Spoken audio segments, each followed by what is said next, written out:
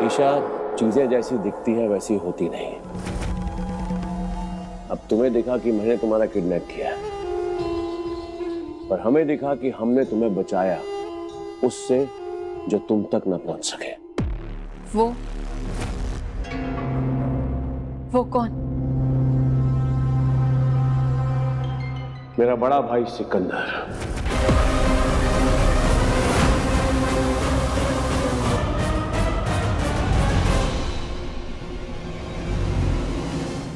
सिकंदर वो है क्या जो अरमान के घर में उस पेंटिंग में था? बिल्कुल सही। ईशा, तुम्हारा खून और पारसमणि मिलकर किसी भी भेड़ियों को ऐसी शक्तियां दे सकती हैं जो आज से पहले किसी भेड़िए ने पाई हैं न सोची है। मैं सिर्फ इतना चाहता हूं कि मेरे बड़े भाई को कोई अंगिरा लड़की और पारसमणि ना मिले।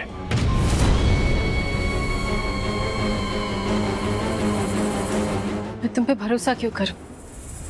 ये भी तो हो सकता है ना कि ये तुम्हारा ही कोई ट्रैप हो ताकि वो पारसमणि तुम्हें खुद मिल जाए। 200 साल से ज्यादा उम्र हो गई है मेरी, लेकिन आज तक मुझे समझ में नहीं आया कि अंगिरा इतनी जिद्दी क्यों होती है। मैं सिर्फ इतना कहना चाहता हूं कि अगर तुमने मेरी बात का भरोसा नहीं किया तो सिकंदर तुम्हें जान से मार देगा। ऐसे बहुत लोग हैं जो मुझे मारना चाहते हैं इस वक्त। सिकंदर से कह देना कि वो भी कतार में है। इंसान को अपनी मौत से नहीं, अपनों की मौत से डर लगता है। ट्रस्ट मी, अगर तुमने मेरी बात का भरोसा नहीं किया तो अरमान ओबरॉय, वीर ओबरॉय, तुम्हारा पूरा परिवार, ये पूरा शहर तबाह कर देगा सिकंदर। इतनी तबाही मचेगी, कुछ नहीं बचेगा, कुछ भी नहीं बचेगा। इसलिए बोल रहा हूं, विश्वास करो, भरोसा रखो मेरे पर। मैं वादा करता हूं तुमसे कि तुम्हें और तुम्हारे परिवार वालों को कुछ भी नहीं होने दूंगा। ट्रस्ट मी।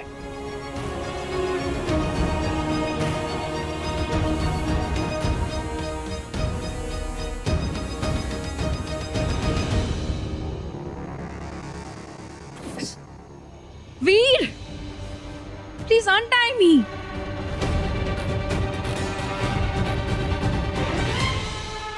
बोलो यार मुझे।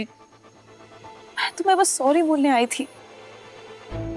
Look, I know I have made a mistake, पर मैं क्या करती? मुझे काव्या के गुलामी से सिर्फ दक्ष हटा सकता था। Please Veer, untie me. Well, apology के लिए थोड़ा देर नहीं हो गया?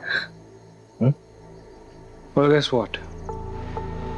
मैं तुम्हारी अपॉलॉजी एक्सेप्ट नहीं करता हूं।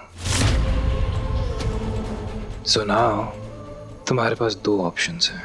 ऑप्शन ए कि तुम ये शहर छोड़कर कहीं बहुत दूर हमेशा हमेशा के लिए चले जाओ। एंड ऑप्शन बी कि मैं तुम्हें इस शहर से कहीं बहुत दूर एक ऐसी जगह गाड़ कर आऊंगा जहां पर तुम्हारी चीखें अगले 100, 200, 300 सालों तक काव्या तो क्या तुम्हारा बनाने वाला भी नहीं सुनेगा। How about that? Option A. Thought so. Smart girl.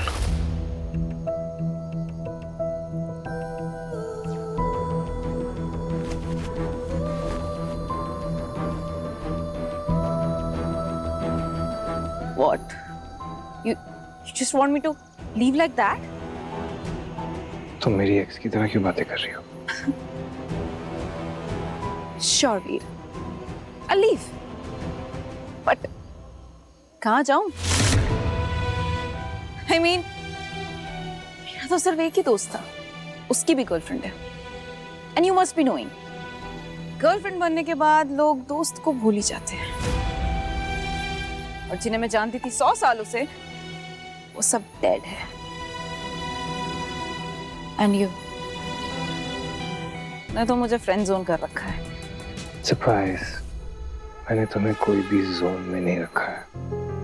अगर तुम्हें याद नहीं आ रहा है तो हम कभी भी दोस्त नहीं थे। Right? Because तुमने कभी मुझ में इंटरेस्ट ही नहीं लिया। तुम हमेशा से उस काव्या के पीछे पड़े हुए थे। तुम्हें हमेशा से काव्या चाहिए थी, मुझे हमेशा से तुम।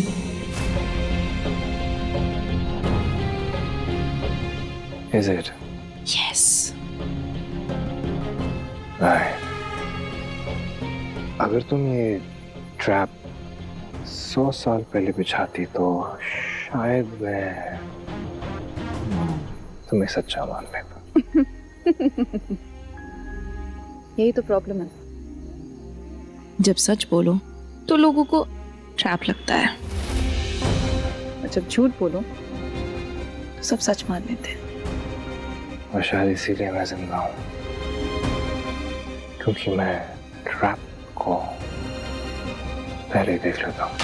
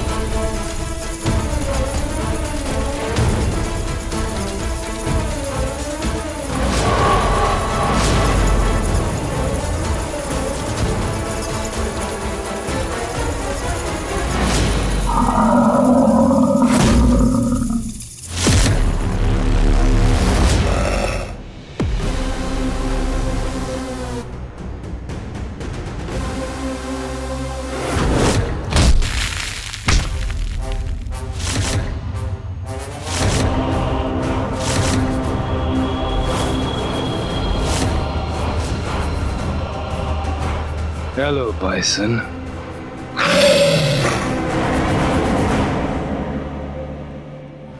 इतनी आसानी से तो मैं तुम्हें नहीं जाने दूंगी।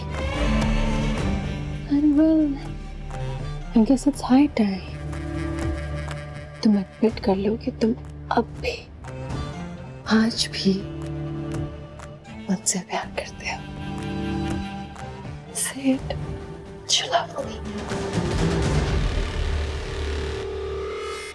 वैसे भी शीशा में क्या रखा है? हम इंसान है, वो आज जिंदा है तो कल मर जाएगी, और फिर कुछ सालों बाद बुढ़ी हो जाएगी। एंड she look ugly, हाँ? लेकिन मैं तो हमेशा जवान रहूंगी, जैसी आज दिखती हूँ, कई सदियों तक ऐसे ही दिखूंगी। Young, hot, sexy. और तुम और मैं साथ मिलकर ऐसी कौन सी चीज है जो कभी कर नहीं पाएंगे? We can rule the world together, man. Forever young.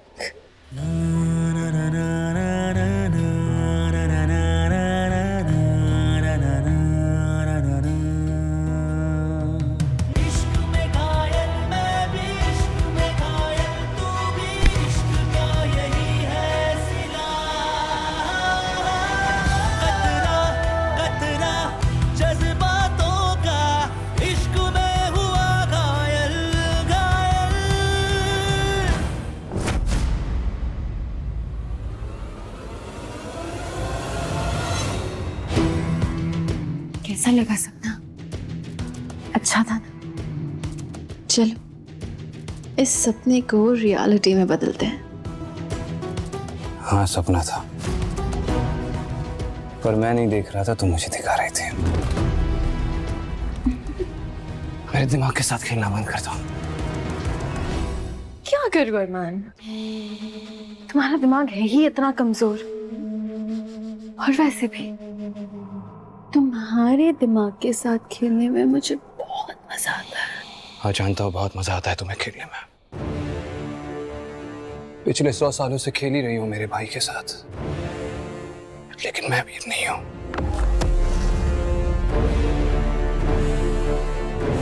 और जब बात तुम पे और ईशा पे आए तो मैं तुम जैसी 100 काव्या कुर्बान कर दूंगा। पर मेरे भाई का दिल टूटा था, और अगर तुम्हें जान से मार देता तो वो पूरी तरह से बिखर जाता, वरना वो चांदी के कारतूस तुम्हारे सीने में दाग के तुम्हें अधमरा करने में 2 मिनट नहीं लगते मुझे। तुम्हें लगता है कि मेरा दिमाग कमजोर है, पर मेरा दिल इतना कमजोर नहीं है कि तुम्हारी मक्कारी ना समझ पाए। ये दिल सिर्फ ईशा के लिए धड़कता है, और हमेशा सिर्फ ईशा के लिए धड़केगा।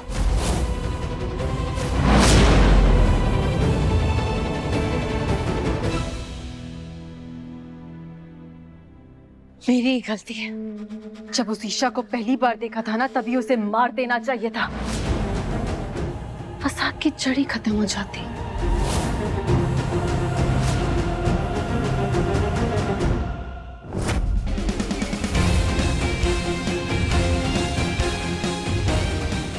ईशा कहा था ना मैंने तुमसे, यहाँ पर बताओ क्यों आई हूँ यहाँ पे? मैं अकेली नहीं आई हूँ अरमान, कोई और भी है।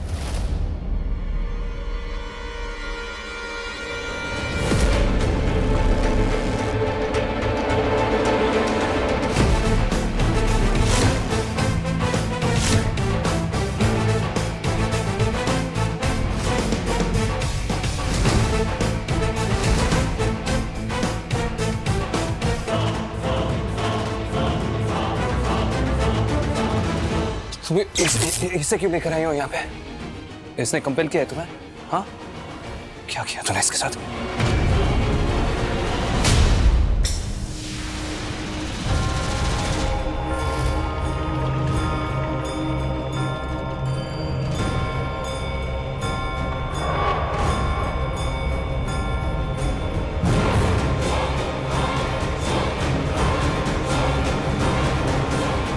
अब तुम आजाद हो।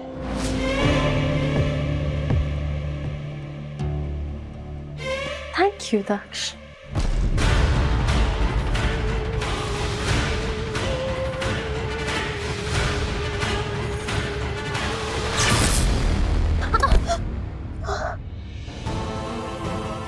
तुम नहीं, हम तुम्हें आजाद कराने आए थे।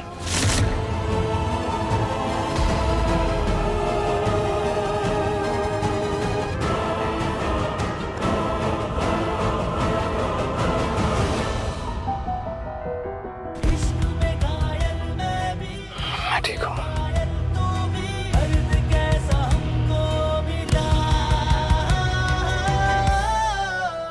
पर क्यों? अरमान, दक्ष के पास एक डील है हमारे लिए। और उससे पहले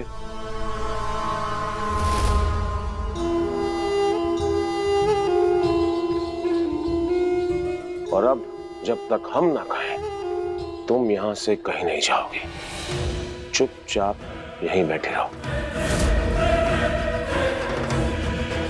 चौको मत अरमान, एक राजवंशी भेड़िया दूसरे भेड़ियों को भी अपने वश में कर सकता है।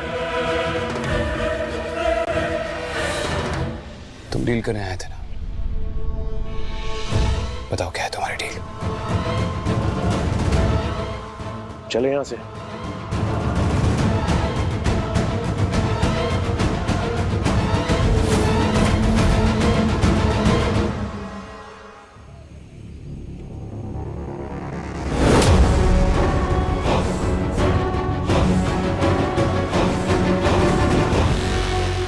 महिषों के बारे में इतना तो सुना है कि वो दिमाग से पैदल होते हैं, लेकिन कायर बिल्कुल नहीं होते। सामने से वार करो, ये पीठ पीछे क्या वार कर रहे हो?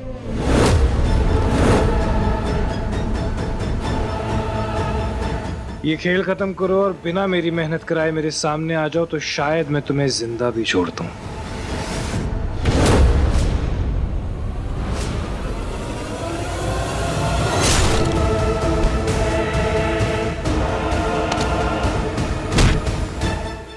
चल भैंसे, शक्ल दिखा।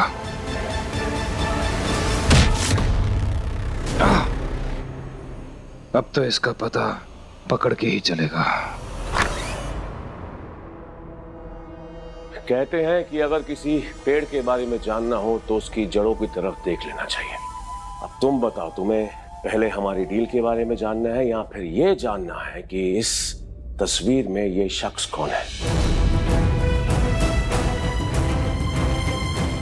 And I'm sure तुम पहले बाबा के बारे में जानना चाहोगे।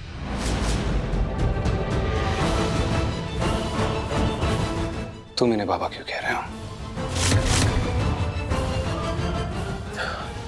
क्योंकि ये हमारे पिता हैं।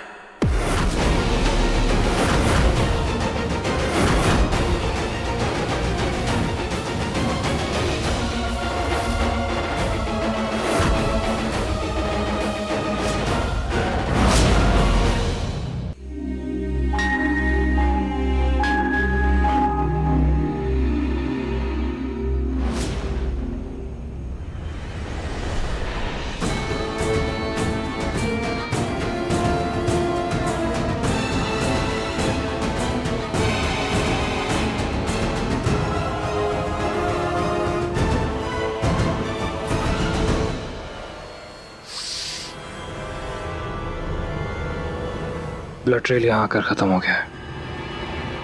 पक्का उस भैंसे का वूंड हील हो गया होगा। पर तुम्हारी चोट?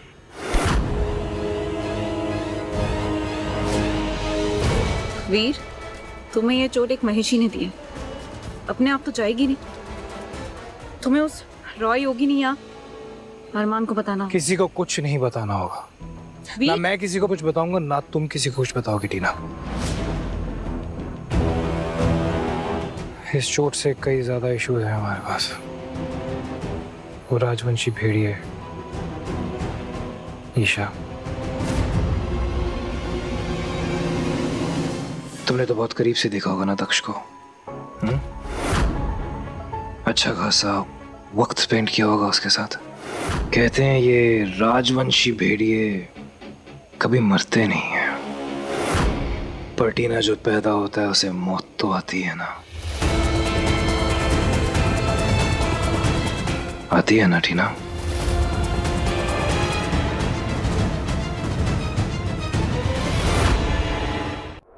बकवास मत करो। जरूरी नहीं कि जो बात पता ना हो वो बात बकवास हो, इसलिए पूरी बात सुन लो फिर राय देना।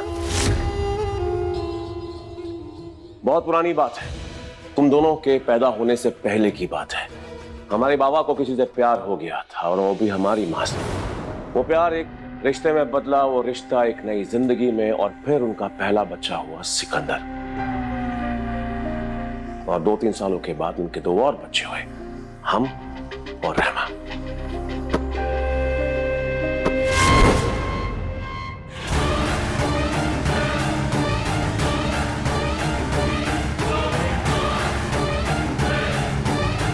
ये क्या तरीका है बॉल फेंकने का? हैं? इतनी जोर से क्यों फेंका? चोट लगी ना उसे? समझ में नहीं आता क्या तुम्हें? शर्म आनी चाहिए। फिर हमारी छोटी सी दुनिया को किसी की नजर लग गई। बाबा को पता चल गया कि सिकंदर एक भेड़िया है। वो समझ नहीं पा रहे थे कि कैसे हुआ। उन्होंने मां से पूछा, मां के ऊपर धोखा देने का इल्जाम लगाया और वो इल्जाम सही भी था। बाबा को पता चल गया था कि सिकंदर उनका नहीं, एक इच्छाधारी भेड़िए का बेटा है, और हमारी मां खुद भी एक भेड़िया है। और ये सच जानने के बाद हमारे बाबा नहीं रहे। उन्हें तो जैसे हमसे नफरत सी हो गई थी। उन्हें ये याद रहा कि हमारे अंदर राजवंशी भेड़ियों का खून है, पर वो ये भूल गए कि हमारे अंदर उनके वंश का भी खून है। फिर एक दिन हमारे बाबा ने हम सबको घर से निकालकर बाहर फेंक दिया।